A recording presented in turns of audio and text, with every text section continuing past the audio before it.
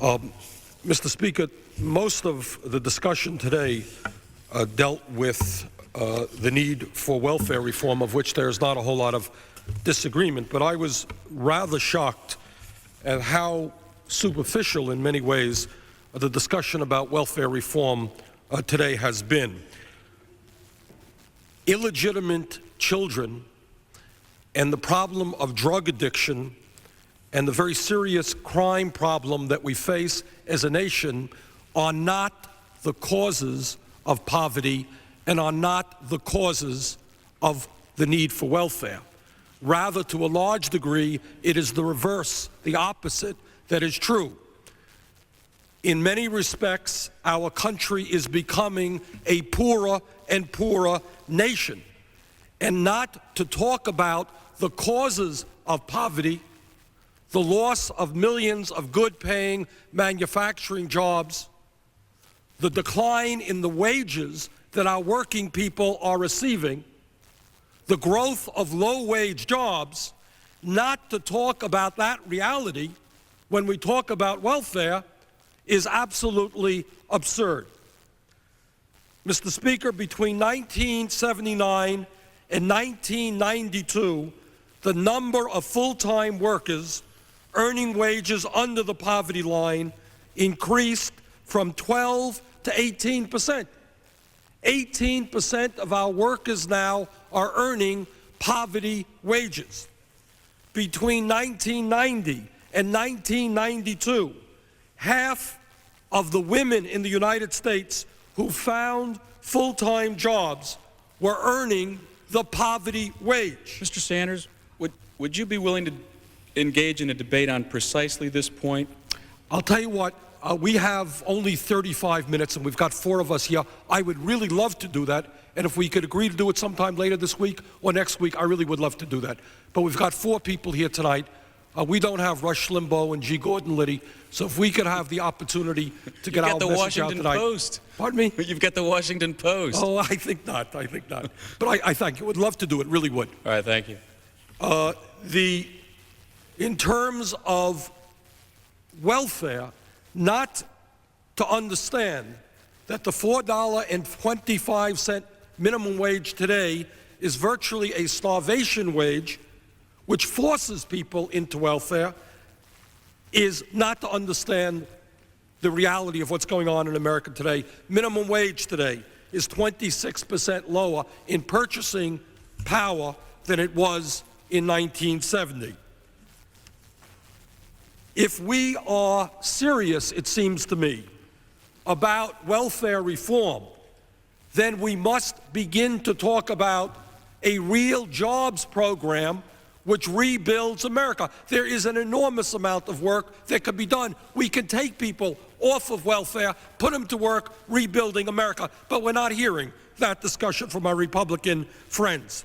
If we're serious about welfare reform, we must talk about raising the minimum wage to a living wage so people can escape from poverty and earn enough money to take care of their children. If we are serious about welfare reform, we must improve our child care capabilities. What mother, what father can go out to work and leave his or her children abandoned in a house or in inadequate child care capabilities? That would be wrong. If we're serious about welfare reform, we must educate our people and provide job training so they can in fact go out and earn the wages that they need and the dignity that they want. The last point I want to make before I give the floor over to my good friend from Ohio, Marcy Kaptur, is to say that when we talk about welfare reform, which is a very important subject, we should also understand that welfare reform for the poor is only one part of the issue. We should also be talking about welfare reform for the rich and welfare reform for the large multinational corporations. Studies done by conservative groups such as the Cato Institute, liberal groups like Ralph Nader's Public Citizens, moderate groups like the Democratic Leadership Council's Progressive Policy Institute, have demonstrated that there are tens and tens and tens of billions of dollars in welfare that go to the rich and go to the big corporations. So if we're serious about welfare reform, I think it's appropriate we begin that debate as well.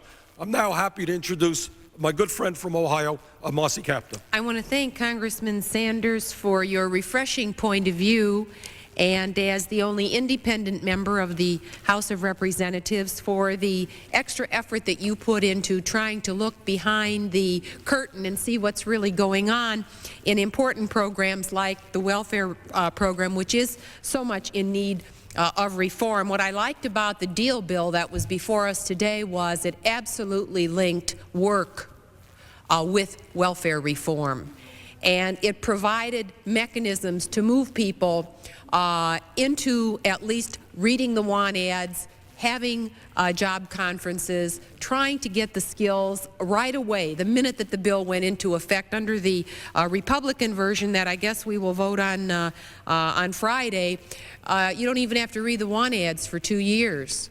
So I like the tight linkage in the measure that we considered earlier today. But you mentioned women in the workforce, and of course there are a lot of women and children on welfare in our country today, and there was a new Brookings Institution study of women who were in their 20s who had received welfare at some point during the late 1970s and 80s, and what was very interesting about that study was it showed that they did leave welfare.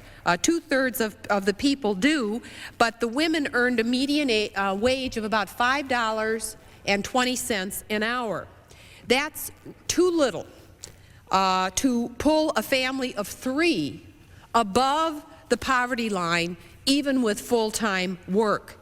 And low wages are the reason that 2/3 of those who leave welfare return within 3 years for some period of time, usually to get their footing again, and then they go back out there. I meet these women in my own district working in bakeries, working in laundromats, working in restaurants, by the way, non-union restaurants, where they're not guaranteed of health benefits, but a lot of them fall back onto welfare. They don't want to be there.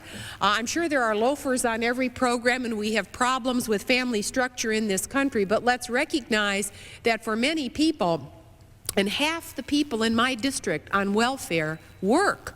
What a terrible, terrible indictment of this society, that people who go out there 40, 50, 60 hours a week are on welfare. The system isn't working for them. In fact, the numbers show that a person who works 40 hours a week, 50 weeks per year at the current $4.25 minimum earns only $8,500 a year, not really enough to support a family. If the gentleman would just indulge me 1 extra minute here. I was thinking as I was driving through my city the other day how my mother's life, and she doesn't get C-SPAN, she doesn't get cable, so she can't hear me tonight, but how her life really differed from those of the women who are growing up in the neighborhoods that she lived in, that she grew up as a child.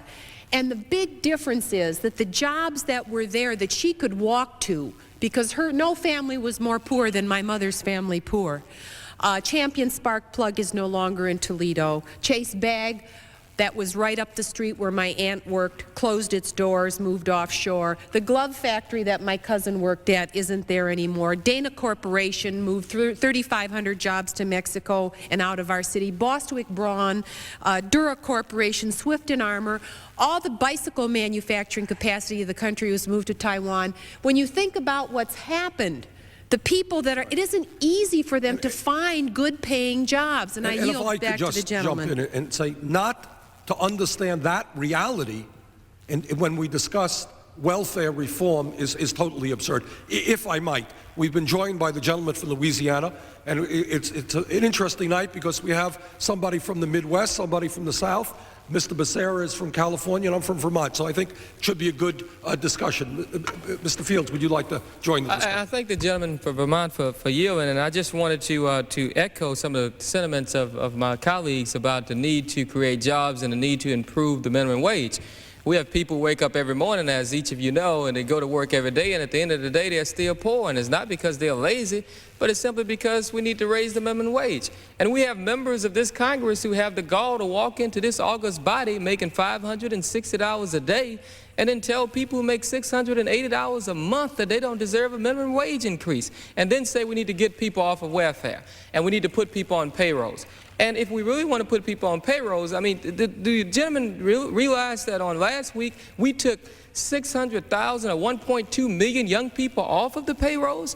So if we really want to put people on payrolls, you don't do it by cutting summer jobs. So I think all this is somewhat inconsistent. But if I may, the gentleman from Vermont, if you yield just for a few more seconds, because I would like to make note of a stroll that I received from my district, just to change the subject just a little bit, because students at Queensboro Elementary School received a lot of criticism, the teachers as well, by Rush Limbaugh, because these students decided to write a stroll or to send this stroll to Washington, D.C., concerned about their school lunch program. And I just take strong issue with anybody criticizing students for writing their member of Congress.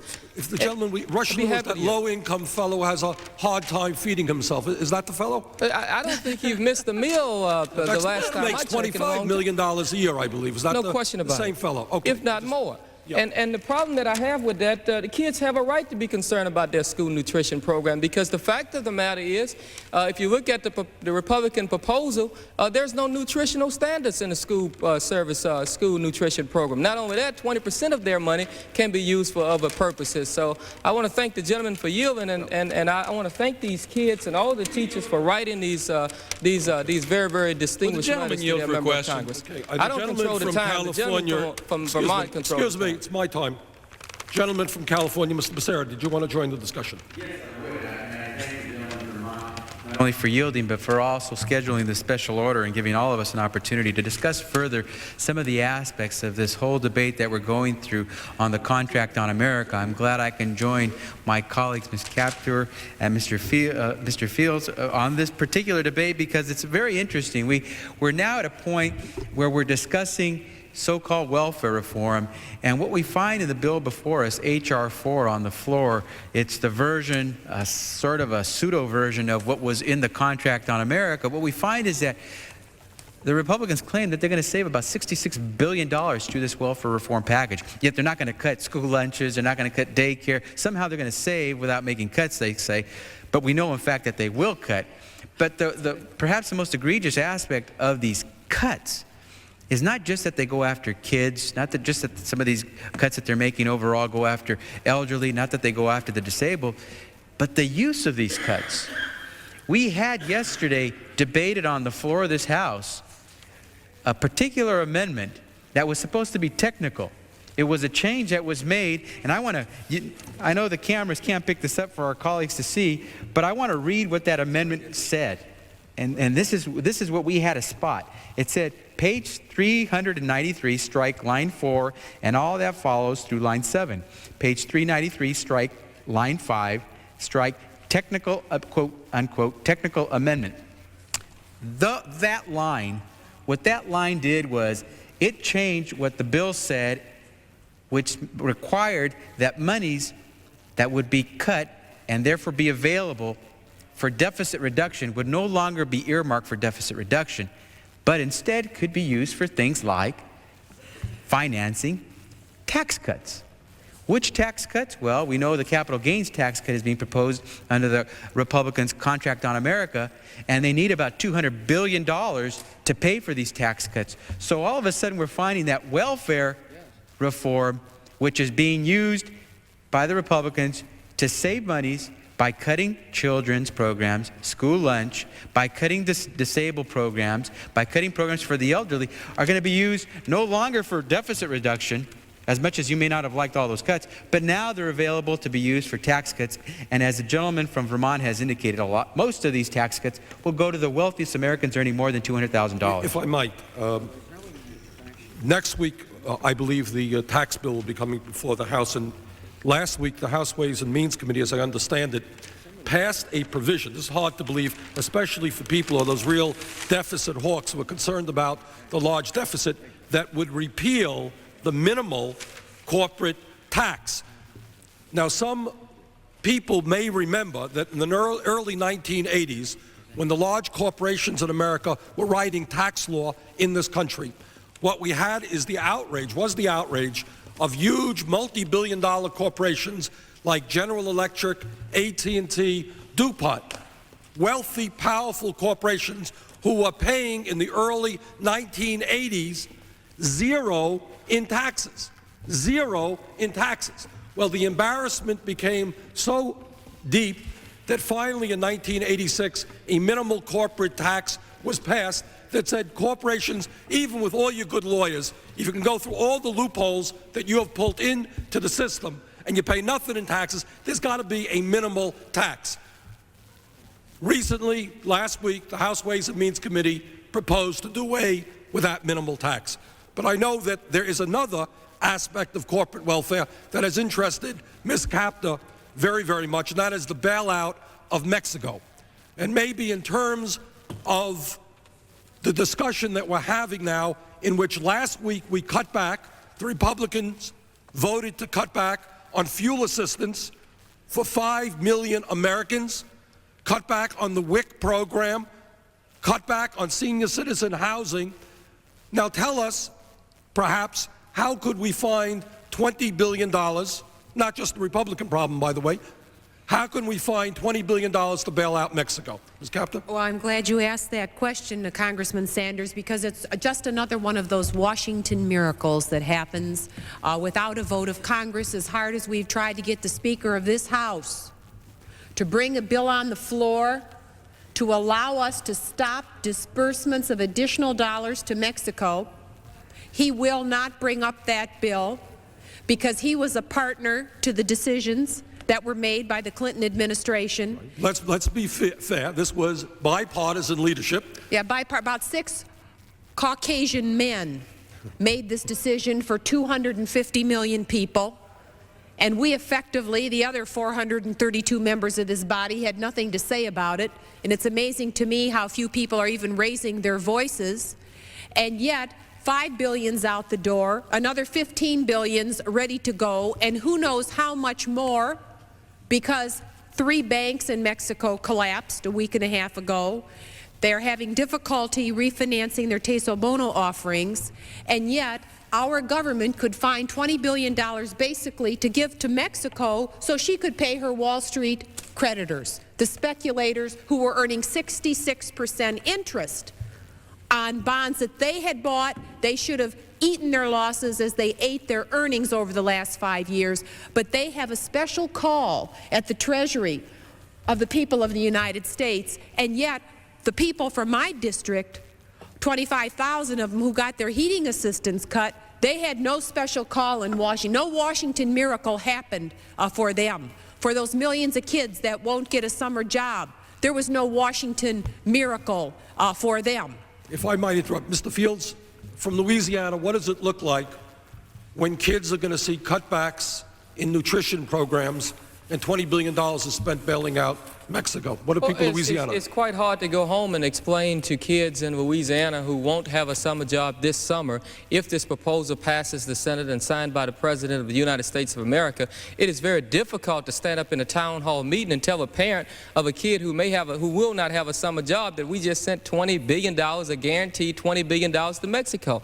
And then to add insult to injury, while we cut domestic aid, we send $14 billion overseas. So it's all right if you live outside of America and you want a summer job, because we're going to send you $14 billion to do it. It's all right if you live outside of America and you want to get a balanced meal, because we're going to send you $2.2 billion to do that. And the last point I want to make to the gentleman is we spent a lot of time on a balanced budget amendment.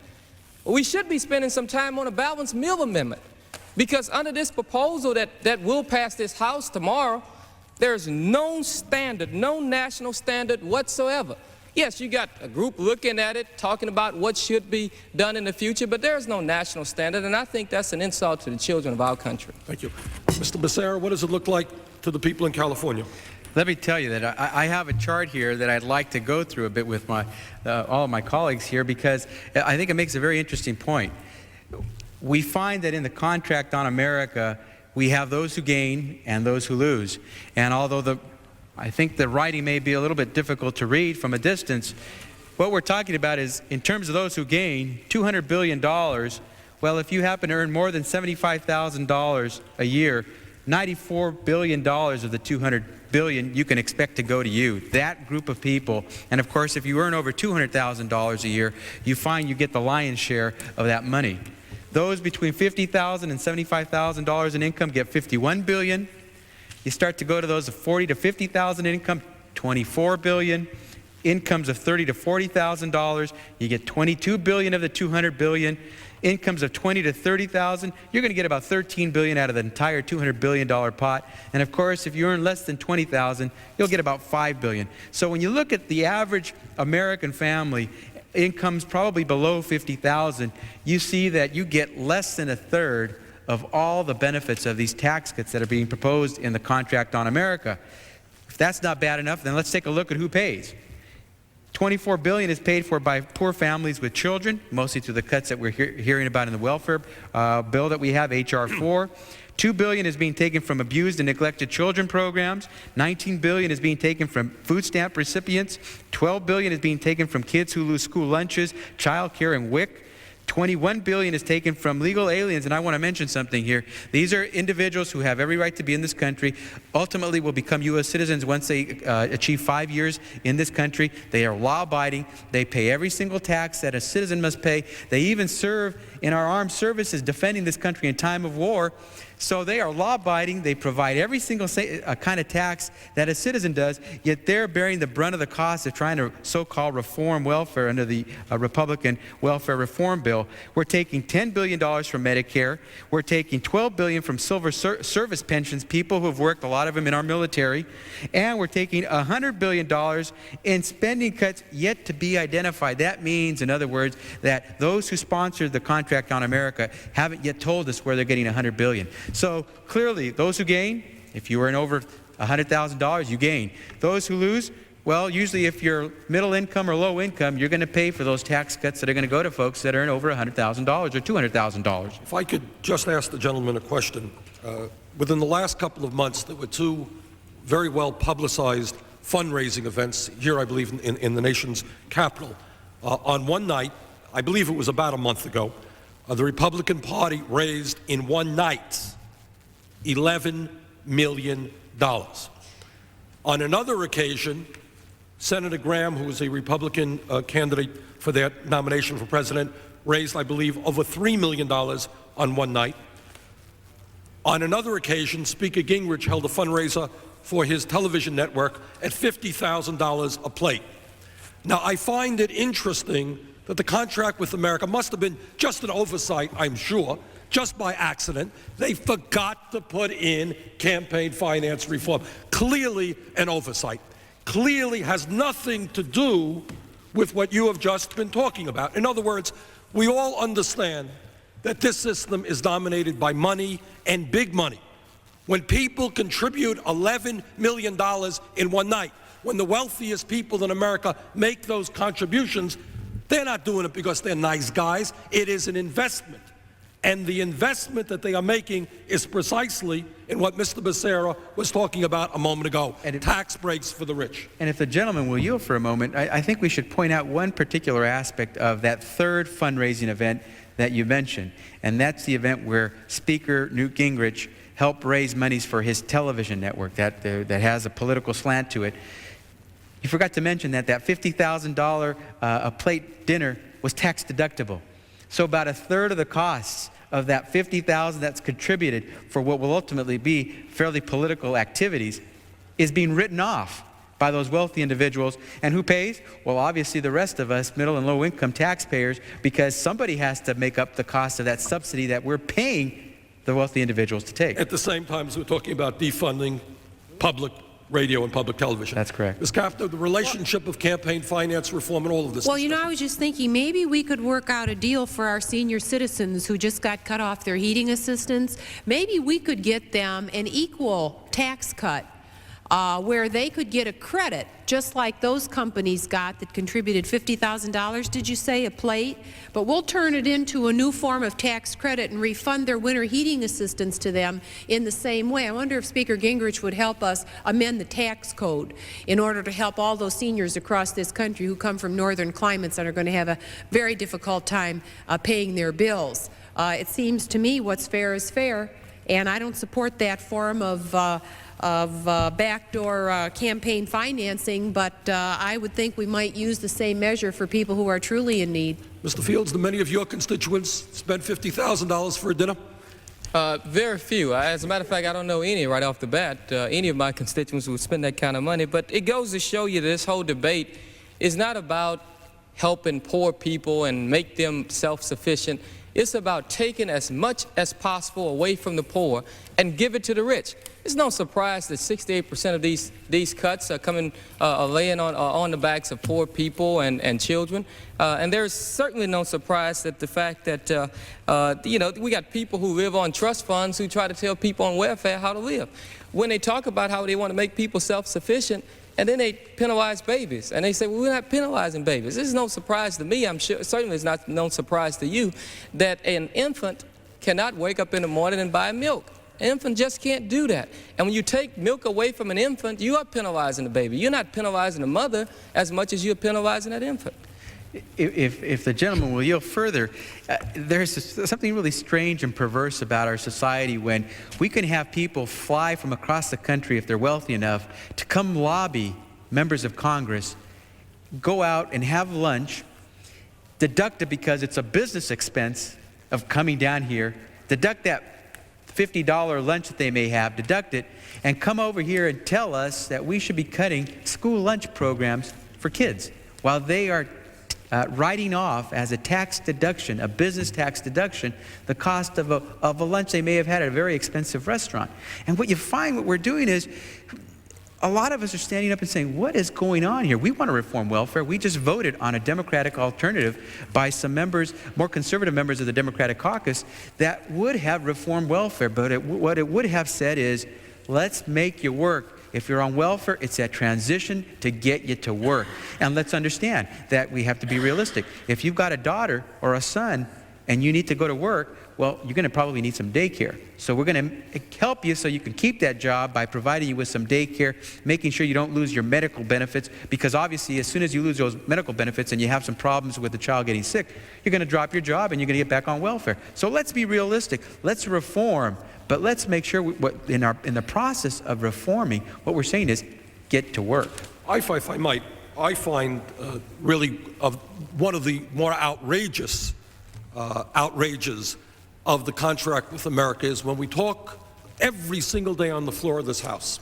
People talk about the virtues of education, right? We hear it all of the time. And yet, built within the contract with America are major cutbacks which will make it increasingly difficult for millions of young Americans to afford to go to college. Now, I'm sure the situation is the same in Ohio or Louisiana or California. Certainly it is in Vermont. I'm getting letters every day where people say, Congressman Sanders, don't let them cut back on the Pell Grants. That's what keeps me in college. Don't have them force me to pay interest while I'm in college on my Stafford loans. It means I'm going to drop out of college. Don't let them cut back on the work-study program.